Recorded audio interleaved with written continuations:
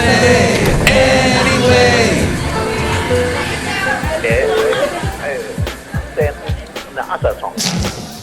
Mike's Daily Podcast. Episode 1025. Hello, it's Mike Matthews broadcasting from Cafe Anyway, located somewhere in Podcastro Valley, Mont, at the last place on earth. Today, it's a Bandsmutation, where we're going to talk about Jefferson Airplane and all its many incarnations, and the recently departed members, Paul Kantner, who passed away, and also the founding member, Mike's Daily Podcast. One of the founding members, Signe Toly Anderson. And we hear from Chely Shoehart, Floyd the Floorman, John Deere the engineer, Mike's Daily Podcast, and Addendum with Kevin, and the HAYLEY Moments of the Week. Today's show is chock a block full of audio hilarity. I found that when I listen to podcasts, there's a disparity of getting useful information, and it's a rarity to hear something that lights up the interior of your brain cavity. This show will thrill you and amuse you. Mike's Daily Podcast. And at some point, we'll probably even lose you, which we probably already have. Mike's In other words, Daily this podcast is life. Yeah! It's what you make it. Or I guess it's what I make it. Wow, I made a mess. Looks like we had a lot of fun. Or we're going to have fun. And look at this walk in. Hello, Mike Matthews. It's Chely Shoehart, Sheriff Supervisor. Oh my gosh, I can't believe there's so much going on. And the weekend is here and it's Friday. Yes. Look who else just walked in. Oh, Mike, it's Floyd the Floorman. And this is John Deere the engineer. I want Hillary to win. And I want Bernie to win. I hope you guys worked that out. Okay, now we look at the HAYLEY Moments of the Week. Usually this is just the HAYLEY Moment of the Week, but there's been so many moments. Let's get to it now. All the fun times we had with HAYLEY this week. The HAYLEY Moments of the Week. And so then he goes and he makes a video explaining the situation because YouTubers' lives have to be completely public in every single way because they have no concept of PR and they have no concept of damage control, as I said previously. And he plays the victim card on this because his wife left him, when all of this crazy situation is because he's a douche. I believe something inside me said, I really don't think I'm strong enough now. I'm coming back someday. Come what may, to Blue Bayou. Ribbit. I figured out Ted Cruz's voice. You just gotta scream like at the frickin' top of your lungs. It's like that power trading radio guy. It's kind of like that guy. I'm Ted Cruz. Yeah, just a little tinge of Texas. Bay Area listeners, vote now. I have to talk really high because I'm from Canada and that's a long ways from the Americas, so I have to yell.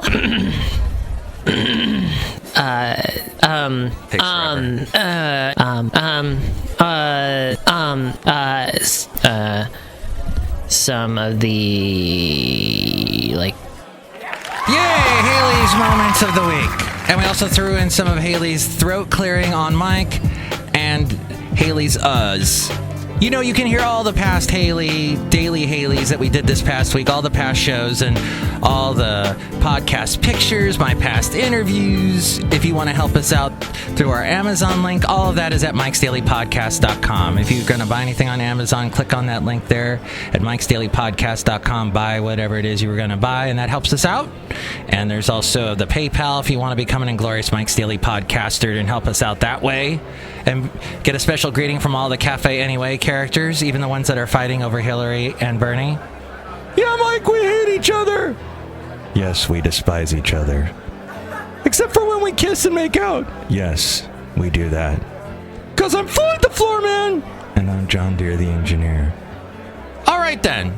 Mike Matthews, you were going somewhere with what you were saying. Where was I going with that? See, now I'm doing the, ribbit. Bandsmutations. Mutations. Well, this edition of Bandsmutations reminds me of an old joke. When someone says to you, well, and you go, oh, that's a deep subject. That's what this is. There's so much to this whole topic of Jefferson Airplane and what it turned into and the Bandsmutations involved. And I do this in honor of Paul Kantner, who recently passed away, and Signe Toly Anderson, who was also one of the founding members of Jefferson Airplane. So let's begin. Jefferson Airplane, San Francisco, the two are synonymous. 1965 was when it began. Yes, 50 years ago. Wow. Last year, and then we lost two of the greats from that band. Spencer Dryden formed the band with Signe back in that time period. The first band, well, let's go to 1962, where a 20-year-old Marty Balin recorded 2 singles for Challenge Records, neither of which were successful. He then joined a folk group called the Town Criers. That was from 63 to 64. And then he was inspired by the success of the Byrds and Simon and Garfunkel in merging folk with rock. And he formed a group in 1965 that would follow that lead. With a group of investors, he purchased a former pizza parlor on Fillmore Street in San Francisco, which he converted to a music club called The Matrix, and began searching for members for his group. Then he met folk musician Paul Kantner at another local club called the Drinking Gourd.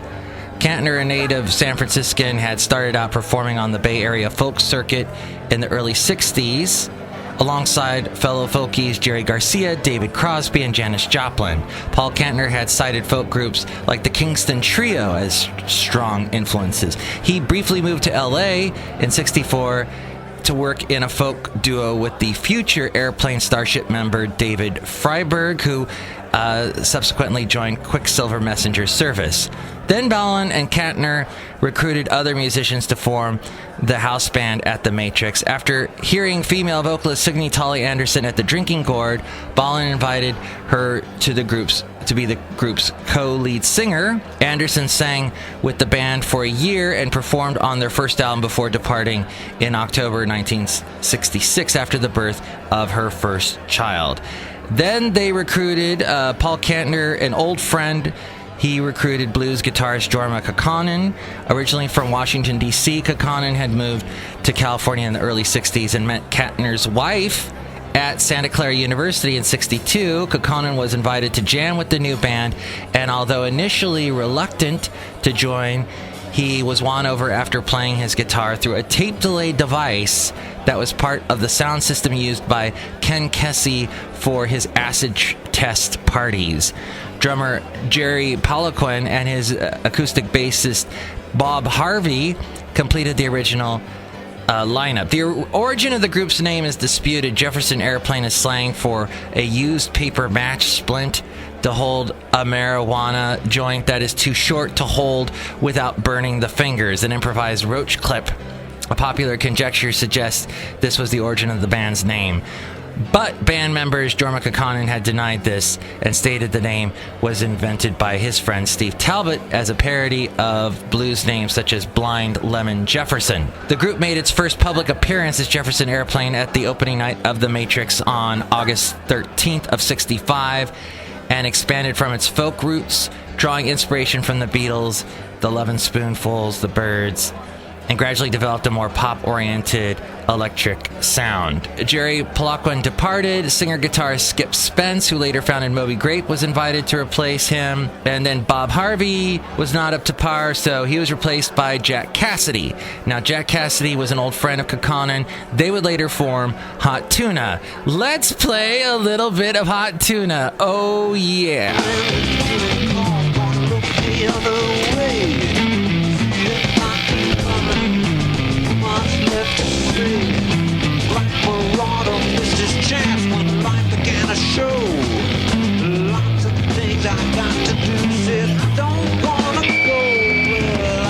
That was from the Civic Auditorium in San Francisco, April 5th of 1975. Now we're getting to the single. The first single for Jefferson Airplane was this song right here, according to Wikipedia.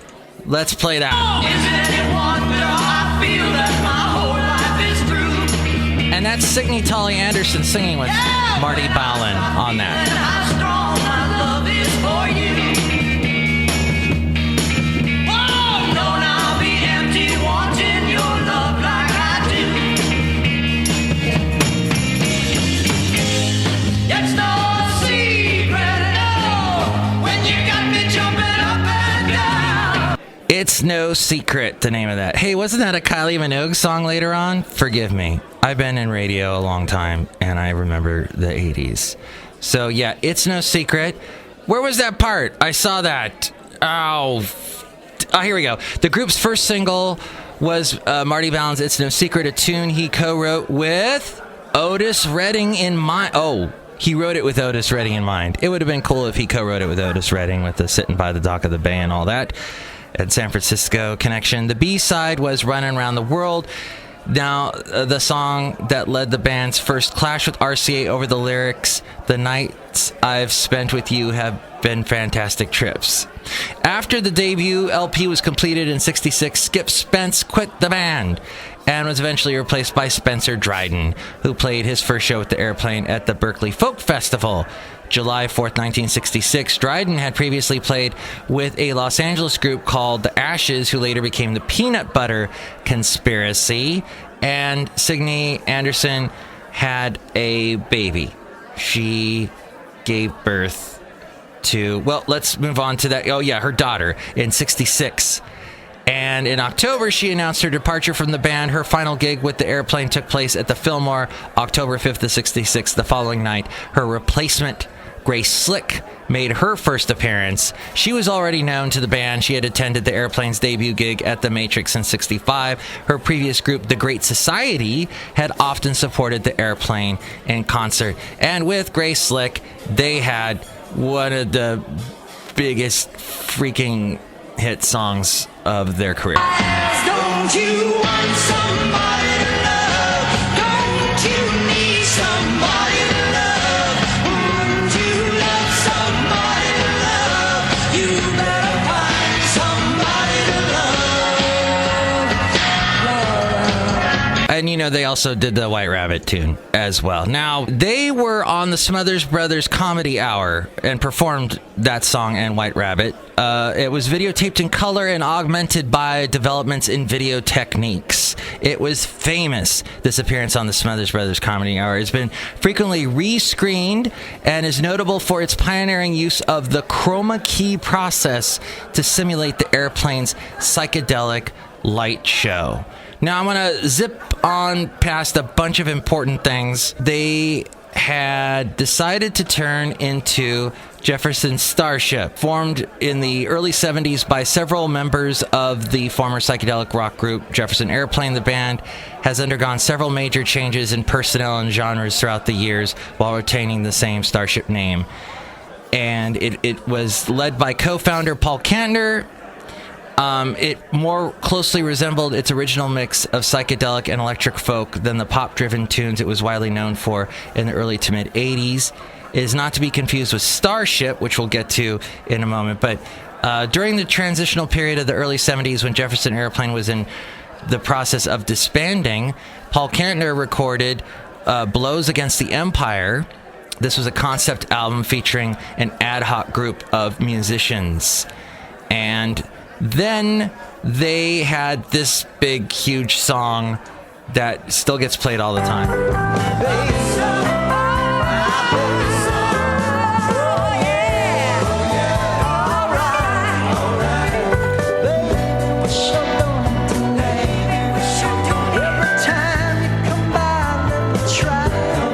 Miracles. If only you believe in miracles, so would I. From Red Octopus. Then they had some success later on. Oh my gosh, I forgot this song.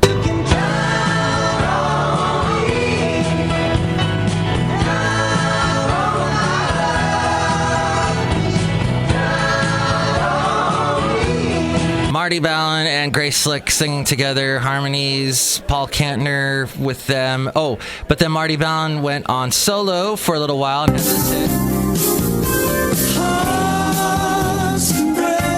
Which features a love scene that's rather risque for the early 80s. Oh yeah, now we're in the 80s, and along comes the band Jefferson Starships. They recruited Mickey Thomas. Mickey Thomas joined the band. He had sung lead on Elvin Bishop's Fooled Around and Fell in Love. He joined the band when Marty Ballin left and Paul Kantner left. Oh my gosh, like I said, this is deep. There's so many things going on with this band. And with Mickey Thomas, they had this big hit in the beginning.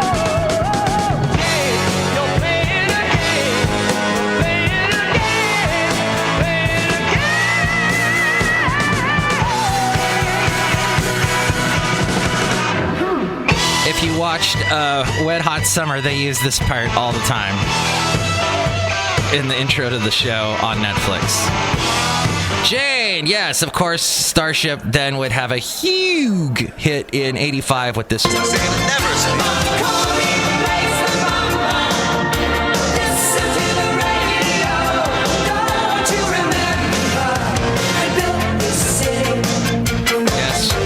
one of the most detested songs in pop music, but lots of people love it.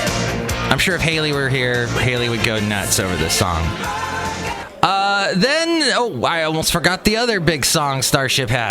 I forgot the frickin' name of that movie. That's probably a good thing. But yeah, young Kim Cattrall was in that movie. Grace Slick then left the band, and Mutt Lange, who had produced Def Leppard, The Cars, Heart, and had married Shania Twain. Well, he married her later on, and then they divorced and produced Shania Twain stuff. But Mutt Lange produced this Starship song that was their last big hit.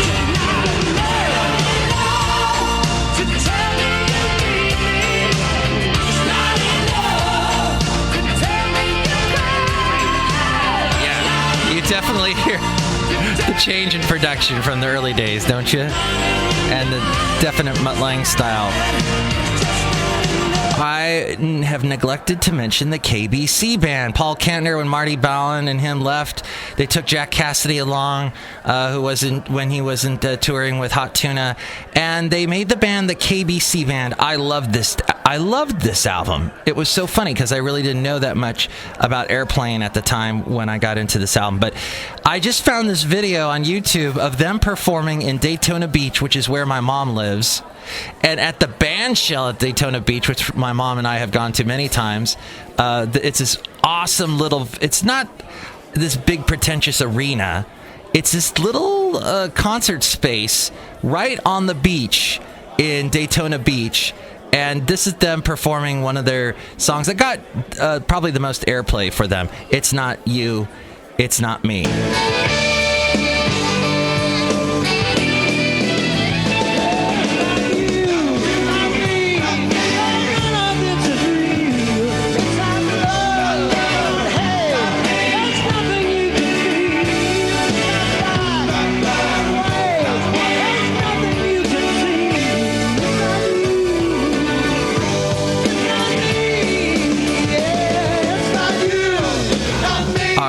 There are so many people I have missed in this story of Bandsmutations, but I don't have like all the time in the world or all the memory in the world to save on the server. So I have to just leave it at that, and we will revisit them again in the future and pick up all the pieces that I've missed. I love this seeing them right on the beach there. Oh, what's awesome about Daytona Beach is you can just go swimming whenever you want, whatever time of year, because it is so warm, the water. I talked to my mom, she said right now the water's in the 70s. And that's Jefferson Airplane, Starship, KBC band, Hot Tuna, and there you go, Bandsmutations. As we go outside a cafe anyway, we're bringing Mike's Daily Podcast somewhere in Podcastro Valley. And here's today's podcast picture. And the podcast picture is of the town of Lynchburg, Tennessee, where you can go and check out the Jack Daniels distillery. No, you will not see Mila Kunis, who supposedly might be getting a divorce from Ashton Kutcher soon. But you won't see her walking around in her hot outfit making beer whiskey barrels magically appearing and flying in the air and computer graphics and all that. I see too many Jack Daniels commercials on TVs. But yes, that is Lynchburg, and there's this one little shop that was there in the town, and it had this statue of a guy playing chess. And I thought I'd put that picture on the website, mikesdailypodcast.com. I visited the Jack Daniels distillery back in 2009. And we're outside here. Oh, look who we were running into. Addendum with Kevin. Country women are hot. Yes. Hey, it's Kevin, everybody. How's it going? Kevin, I have so many topics in my phone. Oh, do we? What's been going on with your drinking an energy drink that looks really powerful? So I walked into the office area. There was a flat of energy drinks. It says NRB Organic Energy. Never seen it before in a store. Never heard of it. Never seen it anywhere else. So I decided, you know what? I should drink this. I should put this in my body. And here's the fun part. It was not exactly just sent to the secretary. It was sent to our quality assurance biochem guy. Oh, so I'm that's suspect, huh? Yeah, and I've decided that it would be intelligent for me to ingest this and see what happens, like a half-assed Jekyll and Hyde. Your biochem guy is using you as a guinea pig. Watch out. Kevin, are you still alive? Oh, okay, maybe this stuff is... Maybe he hooked up heart monitor. He's going to see what happened now. Is it going to go into a beer, do you think? I'm sure it isn't. I'm sure it's not. Or at least I really hope not. But it's pretty good. I don't know. It just tastes like red and bubbly. Oh, okay. Yeah, you want some? Thanks. You want some? Really? Yeah, go. All right. Okay. Let's see what happens. We're sharing the same hole. That Do didn't you sound really right. have to phrase it like that? Phrasing! Mike, phrasing! Oh, yeah, it definitely has berry components to it. It smells of red. Red number 7. Yeah, it tastes like an energy drink. Yeah. It's got that berry flavor. That would be good. What do the kids today put in that to just make it even more alcoholic? I mean, vodka. Well, Okay. like vodka Red Bull's pretty good. I have never had that. Really? It's an excellent drink. Wow, I need to get me a young girlfriend and drink those all day. Drink 7 of those and stay out till 4 a.m. My social life has died, I want you to know, because last night I was going to go see Tyler Yarborough, who I've interviewed on the show. He's with a surf band called the Gnarly Men, and I've wanted to see them live. He was playing live at the Bistro in Hayward last night. Yes. And it was at 8 o'clock, right? And I'm like, I'm going to go to this. I'm going to go to this. I'm telling Haley at work, I'm going to go to this. And then around 6 o'clock yesterday, I'm like, I'm not going to that. Chickened out. I'm like so tired. I got to get up at 4 in the morning. I am not going to do this. Yeah. But tonight, see, this is how I'm full of steam at 6:35 in the morning. I'm going tonight. I haven't been to the Super Bowl city yet. Near the Ferry Building in San Francisco. I need to go see that. And then tonight, it's One Republic. Baby, I can step into the deep. Did you play that all the time at KKIQ when you were there? Constantly. It was on at least for 2 hours a day. If you add them all up, it was on constantly. Now, I heard that they're giving away 50 free tickets at noon today.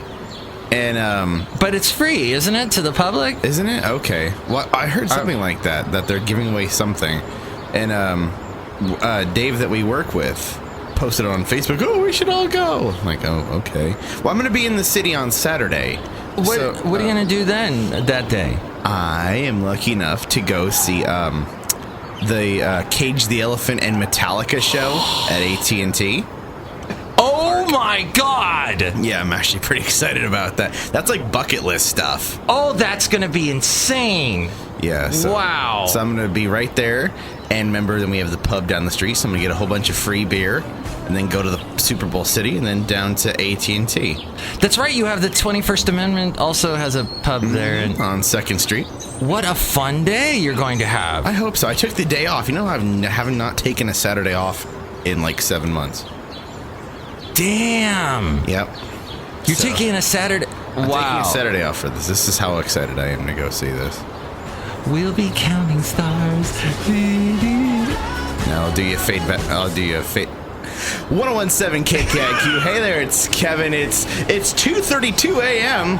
Can you believe I'm still here? All right. So if you're coming off of if you're coming down off of a binge of some sort and you're awake listening to this, give me a call. 1017 KKIQ, your hometown station. Now here's One Republic with Counting Stars on 1017 KKIQ, your hometown station. He hit the post. Yeah. Thank you. Thank you. I didn't forget, Jim. I still can do it. Yeah, Jim. Jim listens to the show constantly. Does he? No. Okay. I don't think he even reads my posts on Facebook. He listens to KKIQ. He's been there for a number of years. He's been there since I've been in diapers. So one thing, I was not a PD for a long time, but I did observe as being a PD for a year that you are obsessed with that station that year. You are so like, oh my God, what? You're tweaking every little thing. You're like constantly calling up the jocks. You didn't say this on that break, blah, blah, blah. You know. Can I tell you? Oh, go ahead. And I was annoying. Go ahead. Can I tell you a funny little story? Sure. So there's a guy that I used to, when I went to, I guess they call it broadcasting school, but I went to a junior college that had a really good broadcasting program. Ohlone. Yes. And I had a brilliant... Haley went to Ohlone. Yes, he did. That's where I picked him up from. So I was like, okay, I need someone who knows what they're doing, so I got him from the program there. So education works, everybody, because you can just hire out of the college program. See the connection between Kevin and Haley. Mm-hmm. Yeah, it's not much. It's just that. I said, hey, I need a guy. They said, we'll send you Haley. Send him down. I'm not getting up at this hour. And now I am.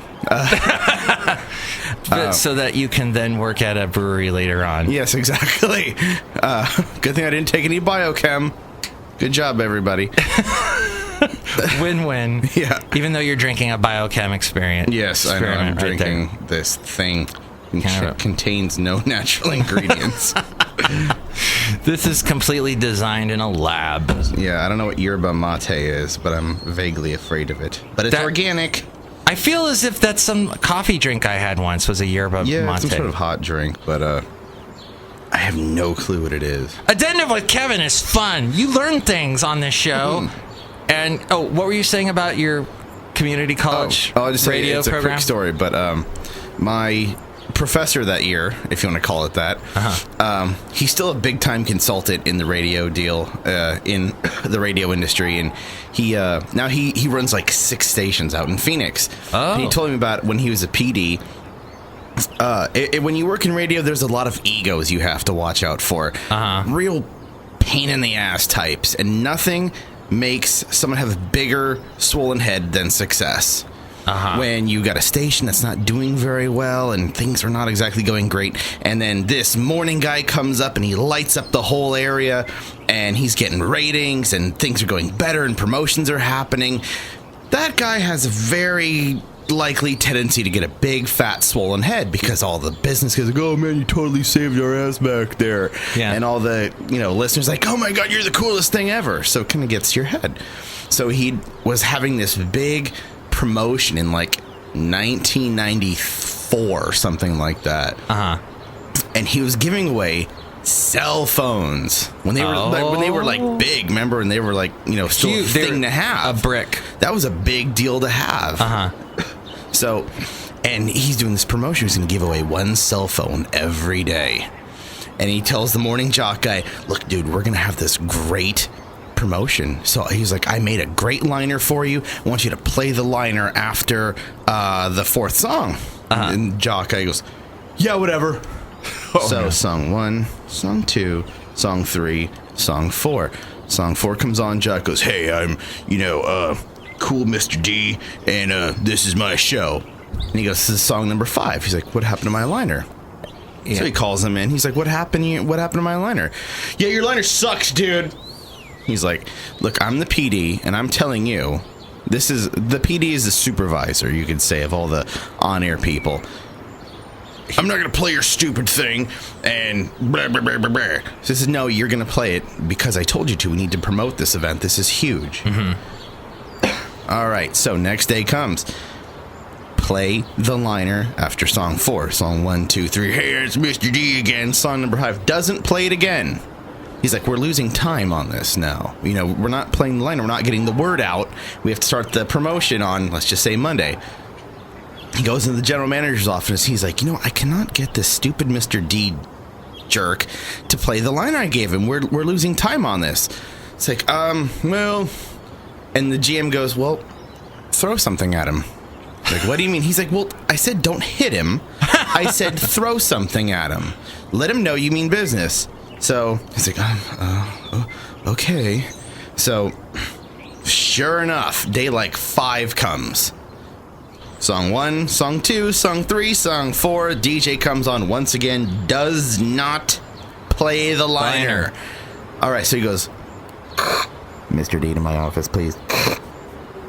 And cool DJ Mr. D comes moseying down with his shades on to the PD's office, and he goes, sit down. And he had this kind of mug that he didn't really drink out of. You know, we get a ton of like corporate swag, like stuff you don't really care about. You know, someone who sells this little spring thing on the end of the microphone. They'll show up. Hi, I'm from Springs, etc. Here, have some shirts, mugs, keychains. You know, Springs, etc. Springs, etc. Here, have some hats. Stuff like that. Yeah. So he takes the cup. like, why didn't you play the liner, Mr. D? He's like, yeah, your liner sucks. I told you I wasn't going to play it. He picks up the mug that he got from Springs, etc., and he, like, fastball pitches it, and he is about an inch away from his ear. Not only does he throw it, he makes a hole in the sheetrock behind him. Oh, wow. And he always told me, he's like, I'm not athletic. That's why I work in radio. I can't do difficult physical things. But that day, I just had this, like, Madison Bumgardner arm attached to me, and I whammed it right past his head, and I made a hole in the sheetrock. And the guy goes, okay, I'll go play your liner, dude, chill out. He runs back to the studio and plays the liner like he's supposed to. He's like, well, that's cool, but oh my god, I made this hole in the wall. What am I gonna do? So he calls the GM and he goes, dude, I threw the mug at him, but I made a hole in the wall. I'm really sorry, I'll pay for it. And the GM, you'd think he'd be upset. You made a hole in his wall. Yeah. He goes, oh my god, that's awesome. Like, what do you mean? He's like, next time he acts like a jerk, you come in and you say, you see that hole in that wall? Don't you forget it. So he left a hole in his sheetrock for the entirety of his career there. Wow. And when people would act up and get, you see that hole? Go ask Mr. D what happened. And that's so funny. When you told me that story, I thought of that exact same thing happening in Santa Barbara when I was just starting out in radio, like in the late 80s. This morning guy, I attended a meeting with all the jocks, and we were supposed to be there for some big announcement, you know, oh, we're changing formats. Oh, I think that's what it was. We went more classic rock, because we were doing a Rock 40, where it was Guns N' Roses next to something kind of rock affiliated, like maybe not the Depeche Mode was affiliated to rock, but like we'd play Personal Jesus that had that kind of thing in it. Anyway, the morning guy comes in and yells at the PD, I did the stupid promo that you want me to do. And the PD takes his keys, you know, and there's some sharp implements going on a key chain, and he chucks his keys at him, and it hits the wall right next to his head. And I'm like right next to the morning show guy. The morning show guy turns to me and he goes, you're a witness. He just chucked those keys at me, and he leaves. And I was like, what the? This is radio? Yeah.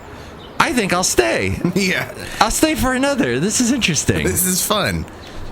Oh, that's fascinating. I've heard of 2 engineers in San Jose beating each other up in the server room. Yeah. Wow. Yeah. My buddy who now lives in Michigan, some of that, he had 2 engineers. No, I'm sorry, you had the engineer and the tech guy. Engineer walks in the tech guy and kind of takes 2. If you take your middle finger and your pointer finger and you put them together, and you kind of go in the middle and you basically push hard in the middle of someone's chest. Hey, buddy. You better go reboot that machine back there. And the tech guy goes, don't ever touch me again. What do you think you're doing? He goes, you didn't hear me properly. and he takes his two fingers and it hits him again in the middle of the chest, and he slugged him like in the side of the head, and they get into a wrestling match right there on the floor in the engineering room. They both got sent home, and the next day they both got called in the GM's office and said, not even more than 2 words. I don't want to hear anything. Pack your stuff and get out. Wow. Don't want to hear a word. Get out. Both guys? Both guys got the can right there. Wow. Yeah. We need to act professionally in this business. Even though it is sort of a very right brain, right? It's very creative. It's kind of I feel it's kind of a both. You have to have your marketing, you have to have your numbers correct on one side, but you have to be creative. It's like you're selling artwork, kind of, sort of. Yeah. Yeah.